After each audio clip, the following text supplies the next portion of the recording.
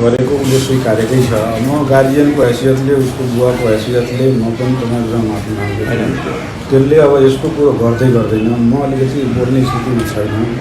त जति चाँडो हुन्छ एउटा चाहिँ वकिल तपाईँहरूले नै पनि ल्याएर यसले चाँडोभन्दा चाँडो सके चाहिँ यो टुङ्गिन्थ्यो, नभए यो झन् जटिल हुँदै जान्छ जस्तो लाग्छ मलाई। अब बसौँ, राति हुन्छ एउटा वकिल अभिभावकले बनाउनु होइन, हामीले बोलाउनु, हामी पनि बोलाउँ, बसेर जे लेख्नु छ लेखौँ।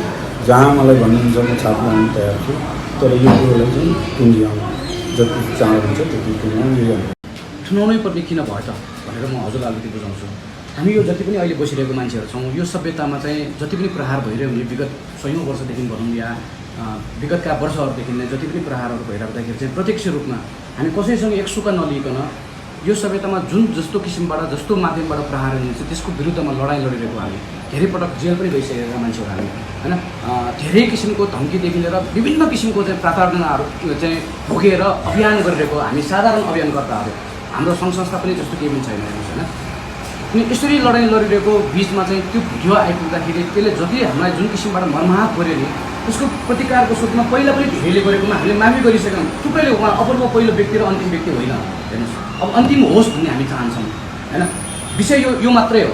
योभन्दा पहिला पनि थुप्रैले गर्दाखेरि हामीले हाम्रो हेरिदिनुहोस्, हामी प्रमाण पनि पेश गर्छौँ। थुप्रैलाई माफ गऱ्यौँ। पहिले समातेर आएर यस्तो नबनिदिनुहोस्, यो सभ्यता यस्तो हो, यो देशलाई यसरी चिनाइरहेको विषय हो, हाम्रो यो सभ्यता भएन भने हामी नेपाली भन्न पाउँदैनौँ भनेर हामीले थुप्रैलाई बुझाएर छोडेको विगतका घटनाहरू हामी अहिले तुरन्तै पनि देखाउन सक्छौँ। तर यो क्रम बढ्यो, माफ गर्दै जाँदाखेरि बढ्यो र अपूर्वको त्यो भिडियो जानी नजानी जसरी भए पनि एउटा चाहिँ नेवार सभ्यतामाथि चाहिँ एकदमै ठुलो हमला चाहिँ पक्कै पनि गरेकै हो हेर्नुहोस् है। जानेर नजानेर बरु कमेडीकै रूपमा किन नहोस् त्यो भएको, त्यस कारणले मात्रै हामीले चाहिँ उहाँलाई थुन्नुपर्छ, यो एउटा नजिर स्थापित गर्नुपर्छ।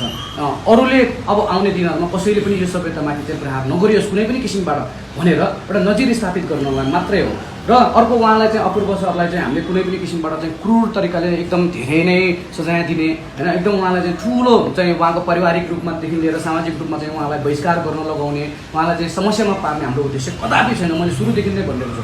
त्यस कारणले गर्दाखेरि मात्रै भएको हो यो। त्यसै पनि हामीले सक्छौँ, हामी यहाँ काठमाडौँमा बसिरहेको प्रहरी चौक यहाँ नजिकै छ, हामीले गएर त्यहाँ कराउँदैमा थुन्छ भन्ने हिसाबमा होइन बुबा होइन। मेरो पनि बुबा जस्तै हो हजुर हेर्नुहोस् होइन। छोरालाई कस्तो हुन्छ, बाउलाई के अरे छोरालाई थुनेपछि बाउलाई कस्तो हुन्छ, आमालाई कस्तो हुन्छ भनेर हामीले विगतदेखि भोगिरहेकै मान्छेहरू हौँ। त्यस कारण हामी त्यो चाहन्नौँ।